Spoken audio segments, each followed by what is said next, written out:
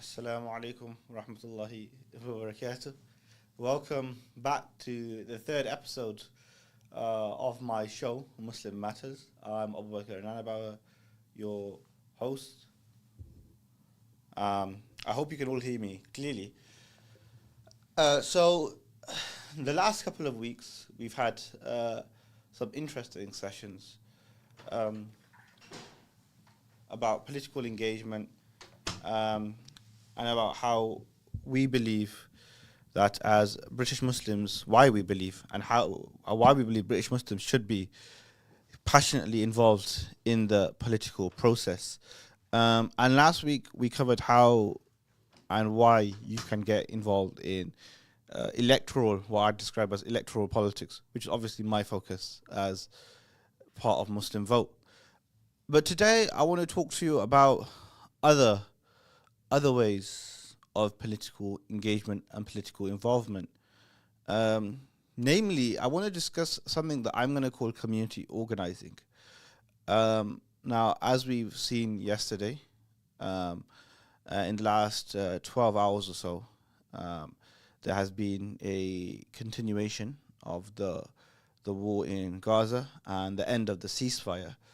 Um, and the British government continues to sell arms to Israel. Now, if you are someone that opposes it, the question is, how can you organize to prevent this happening in the future?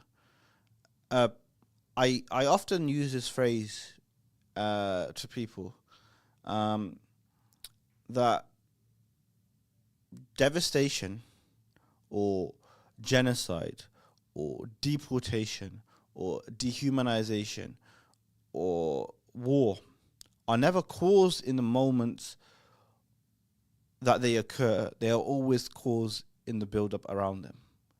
And if we want to stop those moments from occurring, then we must also be active in the moments around them. Rights and freedoms, as much as they are our rights, they are always earned, they are always fought for, they are always defended. They are not automatically given, as much as we believe and rightly deserve to believe that they should be given. We must continue to fight for our rights, our freedoms, and the rights and freedoms of others all around the world, around the UK, and around those nations who suffer from the consequences of actions of governments and inaction of governments. So what am I trying to say? What am I trying to describe? How can you become that effective community organizer? So, well, the first question is, what is a community organizer? I'm going to give a very broad-based definition here, and it can cover a lot of things, right? But essentially, a community organizer is someone who gets involved in community-based initiatives that provide should at least aim to provide some material impact on the lives of ordinary people and benefit their local community. But really importantly, in community organizing, it is not just charity, but it's charity with political education, right? For far too long, there has been an attempt to separate charity from politics. There has been an attempt to nullify the political, to essentially tell people that, charity is enough, and that if you continue to give charity, then you do not have to get involved in the political. Why is that wrong? Why do I believe that that is the incorrect approach? Well, let's talk about food banks, for example. Alhamdulillah, Alhamdulillah, may Allah reward every person who participates and supports and donates to food banks. But we have seen a sharp rise, right? A sharp rise in the number of food banks in the last 15 years now, since the 2010s. We have seen a sharp rise in the number of food banks. And Muslims have continued to get involved in providing these food banks, in providing vital assistance to families across the UK, ensuring that they have enough food to eat, that they are able to sleep at night, without going hungry. Now, there's two fundamental flaws to this approach, right? Number one is ego, and it's probably the sad end of this stick, really, which is there are thousands of families across the UK, or thousands of individuals across the UK, who may be struggling to eat, who may have to skip a meal or two a day, who may have to skip a meal or two a week. But instead of going to a food bank, their egos prevent them from going because they do not want to admit the shame that they are unable to provide for themselves or their family. Right? They do not want to have to admit it to themselves. They do not want to have to admit it to their community. And this is a totally understandable feeling, and I do not blame anyone for this feeling. So we have to ask ourselves whether our food banks are the most effective measure. And then the second reason why food banks may sometimes fall short, it is because it is just plastering. You know, you're putting a plaster, like literally a plaster over a crack, right? Like the crack's still going to be there, and the crack's going to expand and expand if you do not deal with the root cause of the crack. What do I mean? So in 2010, when the coalition government came into charge, there were a few hundred food banks across the countries. Now there are thousands of food banks across the UK. And every year, more and more food banks have opened. Just Ramadan, I helped a university in London. I advised them on setting up a food bank for their students in Ramadan. And just this last week, I saw the efforts of a local community centre in Leicester who had set up a food bank for them, who has started set up a food bank in Ramadan, inshallah, to continue. Right. So if we continue to set up more and more food banks without addressing the root cause of food banks, then all we're going to do is end up setting up more food banks. Our aim should be to help people live lives of dignity, of strength, where they can feel self-reliant, where they are able to make their own choices about where they get their food from, and live lives of human dignity. So, very sorry there. So the question is, what do I mean by political education? Well, I guess this comes down to the question of what you believe is the root cause of this poverty. Do you believe it to be structural inequality? Do you believe it to be levels of taxation? Do you believe it, wherever you may have it to believe? Now, obviously, I have my own beliefs as to why this might be, but I'm not going to delve into that, because right now, my aim today, by the end of the show, is to persuade you to do charity with education, charity with political education, charity with the aim of alleviating the challenges that the community are facing. Recently, I was at a panel event, and it was a brother there speaking who was talking about he helps a lot of Muslim charities, a lot of Muslim social ventures, and he said, and this was really profound to me actually, he said, we help charities that have a plan on how to stop existing, because that's when a charity has a true plan, i.e., what would need to happen for your charity to stop having to be a charity in the first place? So let's go back to the food pack example. Essentially, what you would need is a society and a community and a country where the poorest and most vulnerable are taken care of enough that they do not need to go to a food bank to find food or find the basic essentials that they need in life.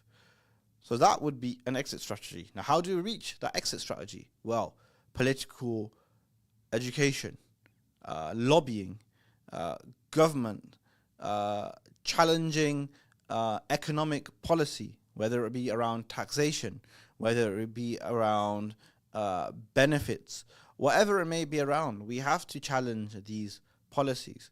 So whilst you're giving charity, make sure you have leaflets around which tell people, okay, the government in the last 15 years, we have seen a sharp rise in the number of food banks. The government has implemented XYZ law. They have increased VAT. They have decreased, the number of Um, they have decreased the number of benefits available to the poorest in society. They have done X, Y, Z. This has caused X, Y, Z problem. Um, Remember, but poverty is not only a issue in and of itself, i.e., children going hungry, which is devastating enough, but it is also a cause of a huge number of social issues. Crime goes up where there are higher levels of poverty. Education levels drop where kids go hungry. And there are whole, antisocial behavior increases in areas of high levels of poverty. These are issues which can be challenged and can be changed, and people can be forced out of these vicious cycles of poverty. We just need to change and reorient our society, our government, our institutions to challenge those issues. So yeah, set up campaigns and be an organizer who doesn't see charity as simply giving, but sees charity as a method of societal change. Remember that we can change the world, that you can change the world. You just have to start with helping your neighbor. All right, as simple as that. Okay, say to your neighbor, this: if your neighbor's hungry, starving, don't go into them and start talking about Tory austerity or Labour austerity and benefit cuts. Go and feed them first, right? Feed them first. Go sit with them, cook them a meal, feed them, help them find a job, right? Help them with their CV, get their CV skills, and then once you've built this relationship with them, say, listen, you know, do you ever wonder why you are struggling so much? And they might tell you some of their personal stories, and that will also help you better understand why we have such high levels of poverty in this country.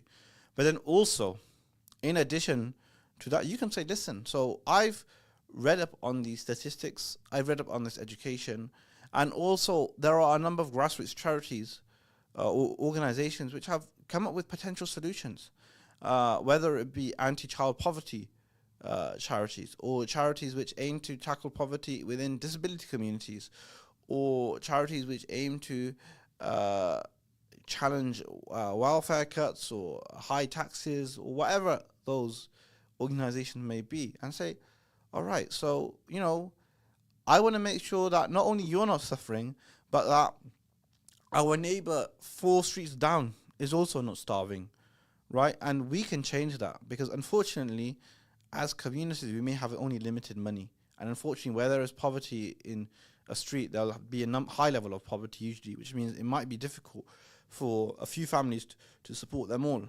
But what we can do, and how we can organize, is essentially say, listen, let's set up a campaign. Let's set up a campaign to make sure that everyone in the street and everyone we don't know and all those people who are hidden, all those levels of hidden inequality, we are also going to challenge them.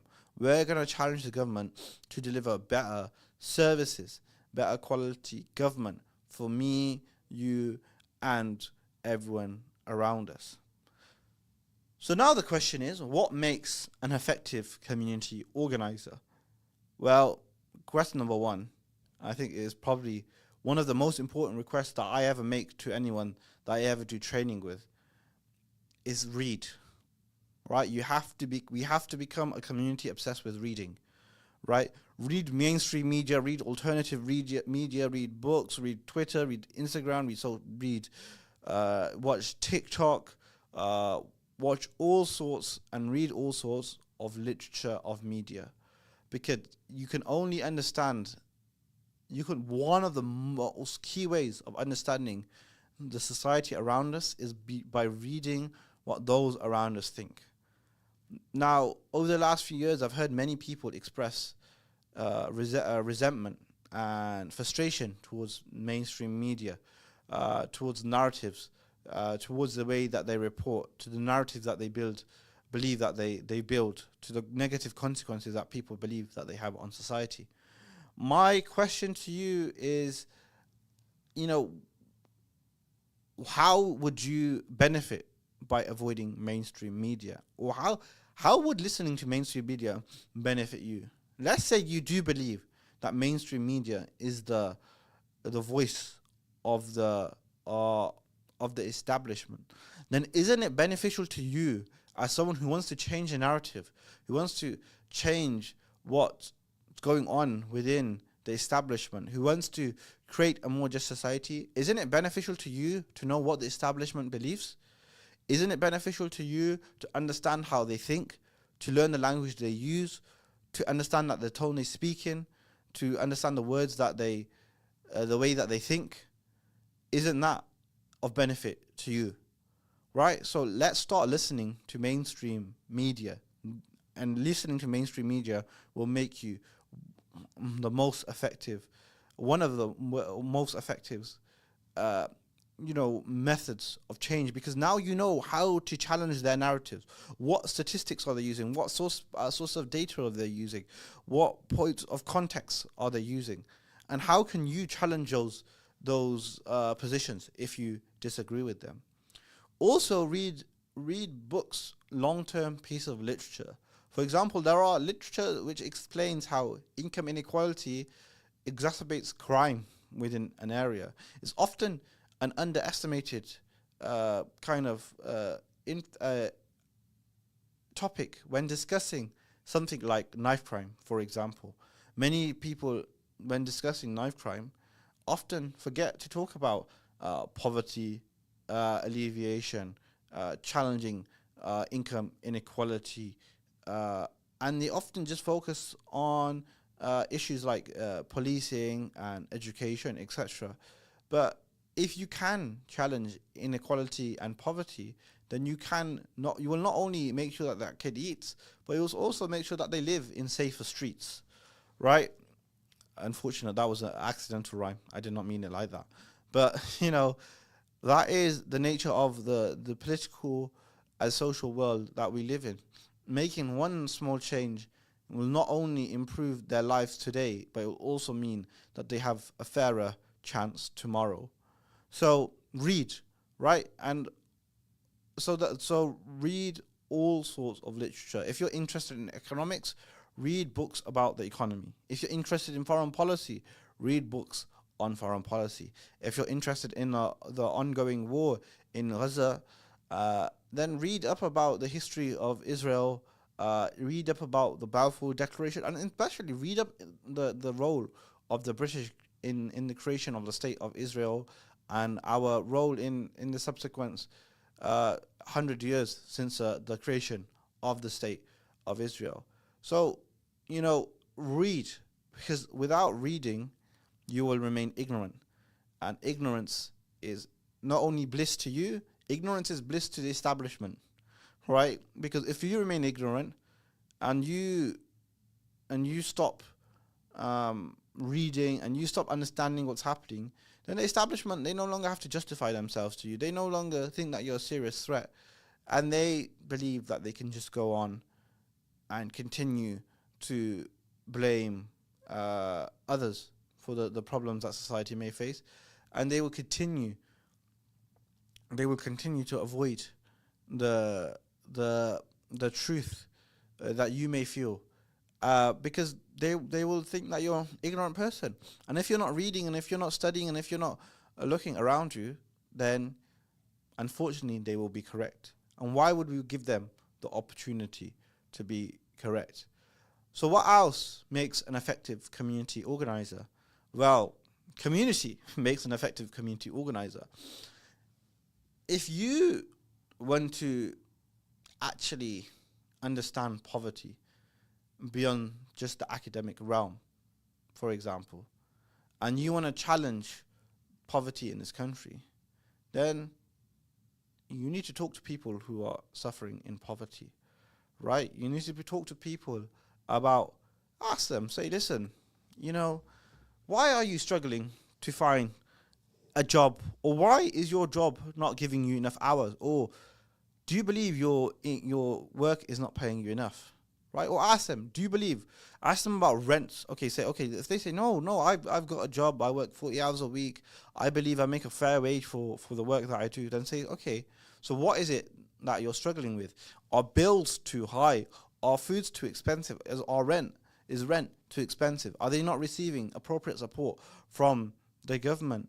Is the cost of childcare too burdensome for them as a family, that they cannot afford childcare or have a second income?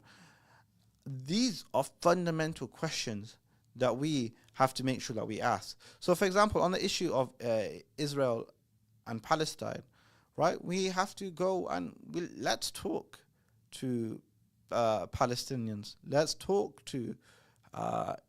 listen to the voice of Israelis and understand their arguments, because it's only with understanding their arguments, understanding their opinions and their lived experience, that we can provide real material solutions to the material problem that people are having. If we want to understand knife crime, for example, right?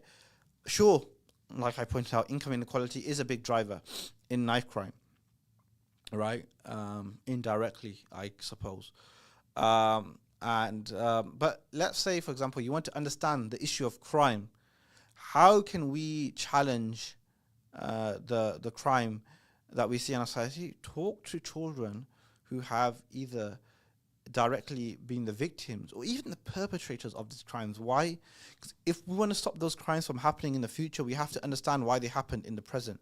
I.e., what made you pick up that knife and go and attack someone, right? And only by exploring that and having these hundreds of conversations can we make the change that we want to see in society. If you want people to stop, then you've got to, in essence, remind them that they have the opportunity to stop, that there are alternatives out there, right? But you could only do that if you understand why they committed these crimes and these actions in the first place.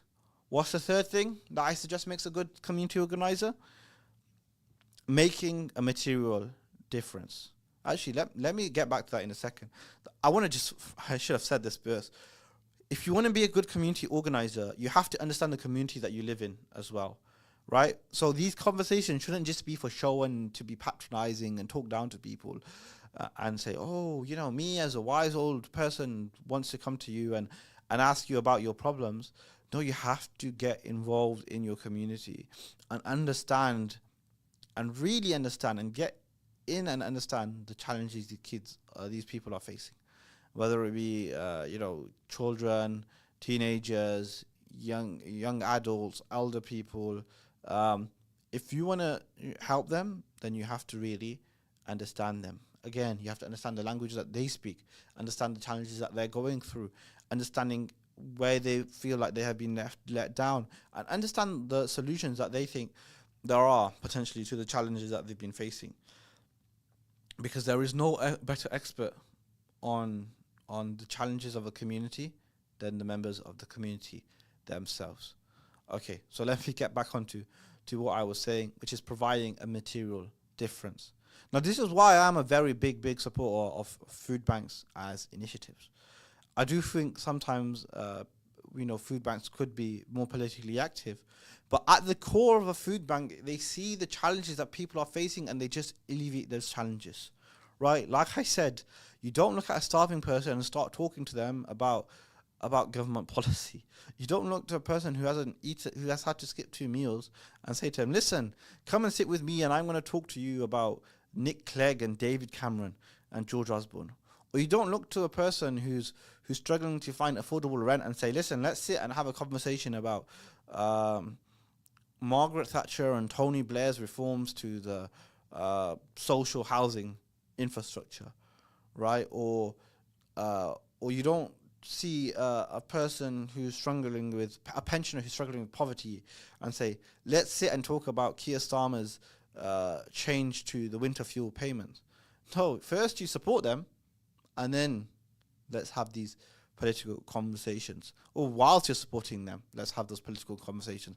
But if you want people to listen to you about politics, first you have to provide a real impact to their lives. Often, we kind of, think of politics as separate to people's material lives. We kind of think that, people have their beliefs and, we'll support them because we should as an ethical duty, but they're not going to change their political opinions because of material support that we have provided them. Maybe maybe to some extent that is true. But number one, right, you soften their hearts by providing them that material support. Okay, and if we want to challenge the narratives of anti-immigration, Islamophobia, etc., then let's provide material differences to people's lives so that they could see that we are of benefit to them. And we don't only do that because, we want a benefit to ourselves, but because it's the right thing to do. But also, when we provide material support to people, we open the doors to conversations that they may not have been willing to have before, right? So by doing that, by sitting with them and feeding them and providing them support, they'll say, okay, then what? This guy's helped me. Let me hear him out. Let me listen to them. Let me speak with them, etc. So what other, kind of on that note, really, what probably one of the most important traits of an effective community organizer, in my opinion, is relationship building. We have to become effective at building relationships with not only those people that we serve, but that people can help us achieve our end game. So, for example, if we want to run a soup kitchen or a food bank or an anti-knife, a commission, a charity that challenges knife crime, for example, what you have to sit down and do an exercise which I like to call power mapping, right? And if you search up on Google, it will come up with you and show you different kinds of power mapping. But essentially, you have to ask yourself, okay, right, so I have a goal in mind. So my goal in mind is that currently there are too many children who are going hungry in Leicester. My challenge is to decrease that by 50% in the next 10 years, right? Very, very ambitious target. But if anyone has that target, may Allah subhanahu wa ta'ala grant them success. But let's say that is your target. Right. So who are the relevant players to alleviate child poverty within Leicester, for example? So we have the council, we have our local MP, we have schools, we have private schools. In Leicester, we have a high number of Islamic schools. We have supermarkets who might be able to provide food, etc. We have local businesses who might be able to provide financial assistance.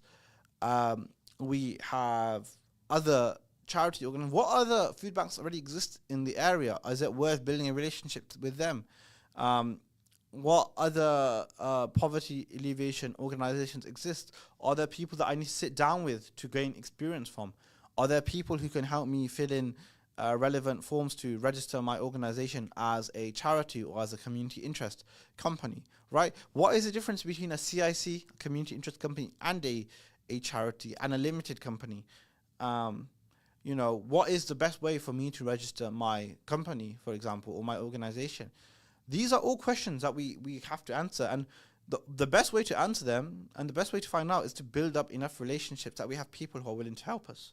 Right, so if you have built relationships with someone, for example, who is becoming a lawyer, who is a lawyer, and you've built a good enough relationship with them, and you say, listen, look, I've been seeing the challenges around poverty in my local area, and I want to set up a charity, but I've also seen this prospect of setting up a community interest company. Can you sit down and explain the difference to me? And I've done this before. We've had a charity. I've sat down with lawyers before to explain the difference with me around these kind of areas, and they've explained to me, okay, listen, so this is the difference. Community interest company is not as regulated as a charity, but you also have to provide different kind of statements, etc., etc. If you're a limited company, sure, you'll have less transparency, but you're able to get more involved in political activity. Whereas a charity, you're not allowed to do a certain level of political work, etc., etc. So that's how you kind of build. That's why the relationship building is important, and you should be doing this throughout your life, really. And you should be doing it not just because you never know when someone will provide value to you. And again, community is not really only about providing value, but also you should be, as an individual, looking to provide value to your community. and also looking at how people around you can help you provide more value to the community. So charity might be one example.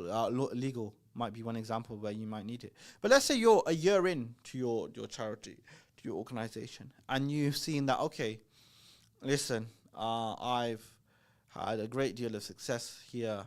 We've provided a lot of support to charities, people all across the country, all across the city, all across the county. Now we want to take that next step, and we want to become. We want to do extra work, for example. So, for example, you say, okay, we've done a good job on poverty, but a lot of people who come to us, right, on hunger, but a lot of people come to us are suffering with bad or tough landlords. How can we challenge landlordism or bad landlords? So you're like, okay, I want to expand my aim, but now you're going to need help rewriting your charitable aims, right? Or you're going to need help actually becoming an expert in rent law, and forming up a rental union, etc. So then you're going to have to build up relationships with people from that sector. But if you've already done the work of building up relationships, then it should become very easy for you to establish those relationships and build those relationships.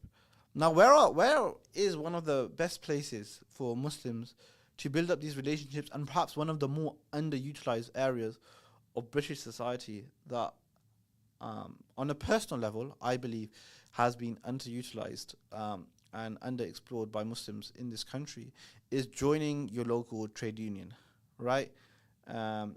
If whether you're someone in the public or the private sector, there is an opportunity for you to join your local trade unions. And trade unions normally host professionals from a huge number of different organizations. And trade unions also, bring together people of all faiths, backgrounds, age, genders, etc. And they provide them opportunity to work together towards a common goal, right? And there'll be people there with all sorts of expertise and opinions and knowledge who you can deeply learn from. I know I've learned a lot from members of different trade unions who've had many conversations with, because normally they are people who have been organizing for a long, long time. So relationship building is perhaps one of the most key aspects to becoming an effective community organizer. So we've got about 10 minutes left. So I'm going to go through my last ask, really, and my last kind of my last criteria of what makes an effective community organizer, before I kind of ask from the people of Leicester a long-term request when it comes to community organizing. So what is it that I believe makes an effective community organizer, and probably the most impactful thing? You have to have a theory of change that you're working towards, right? So, for example, I can be an organization which believes that we have to alleviate poverty, but there are many different methods or many different theories as to how we can tackle poverty within our society.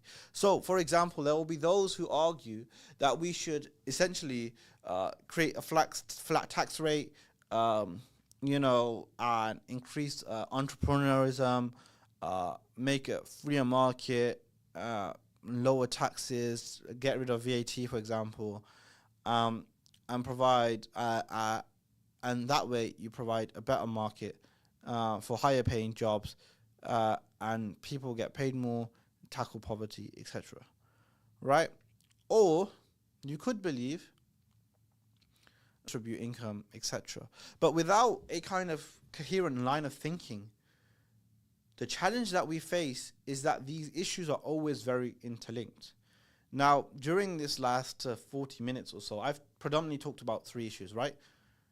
knife crime, poverty, and housing.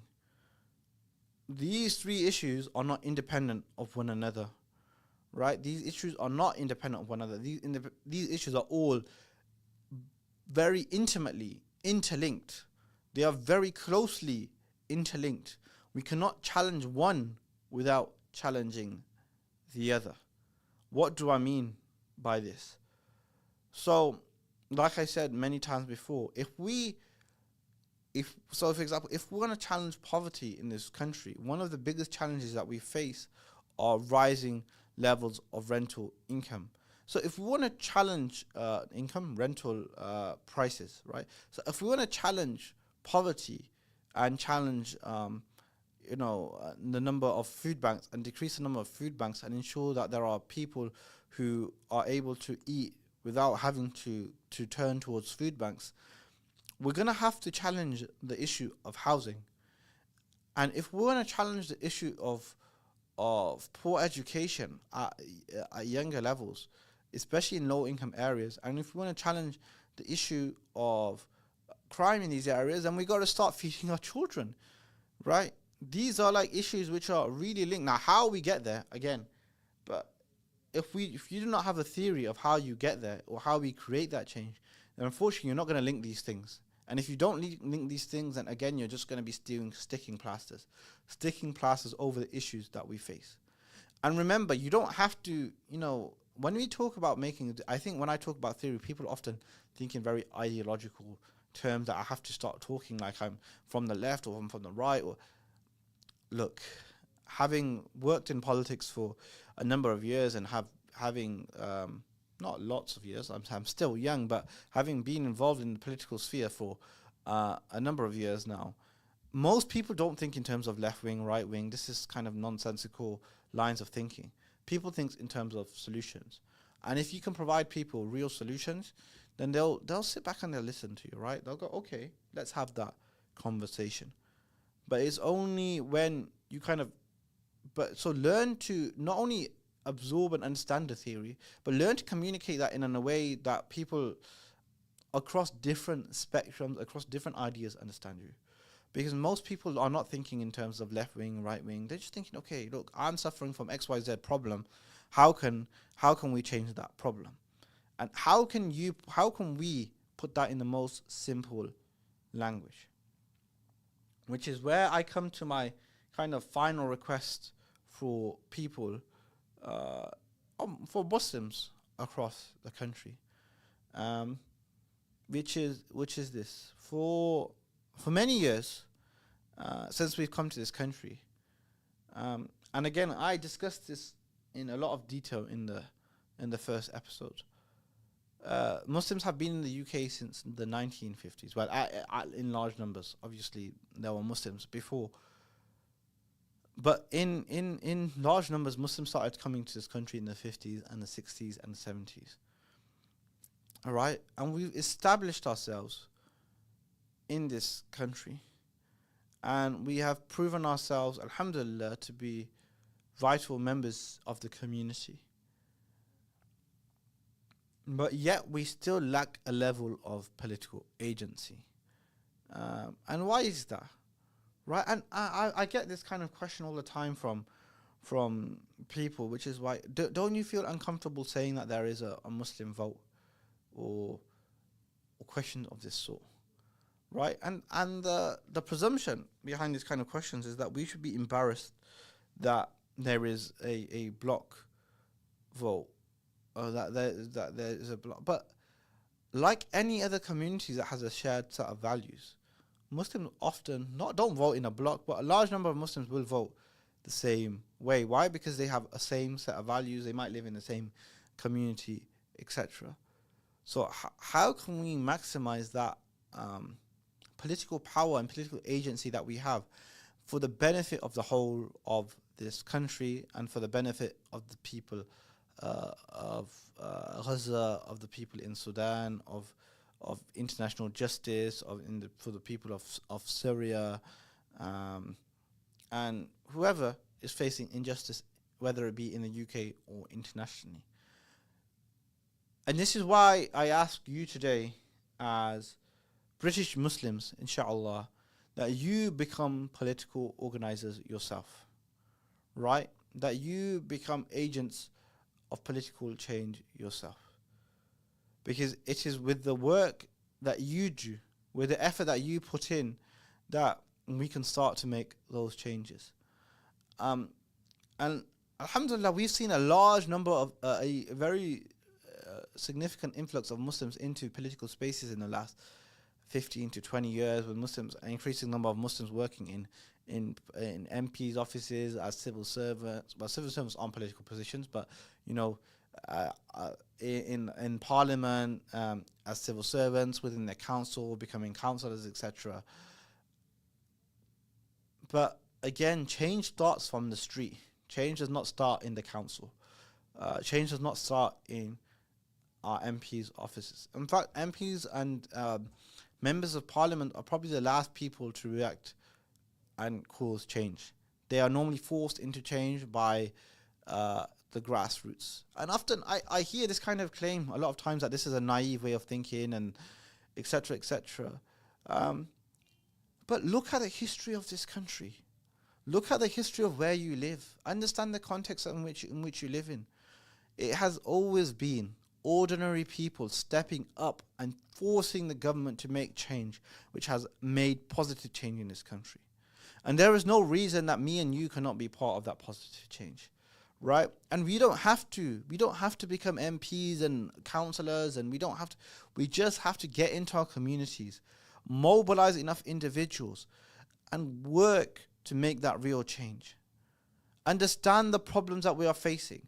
Read the books to understand the causes of those problems. Speak to our community, understand why they feel that those problems are occurring. Deliver political education, seminars, bring people in together and make that real change. Right? Make it, because you can. You can become the difference. We can, as Muslims, become a collective voice for justice in this country. And I truly believe this, right? And this is not some kind of conspiracy or etc. Muslims are 7-8% of the population in this country. There might come a time within our lifetime where 15-20% of the population of this country, right? We shouldn't be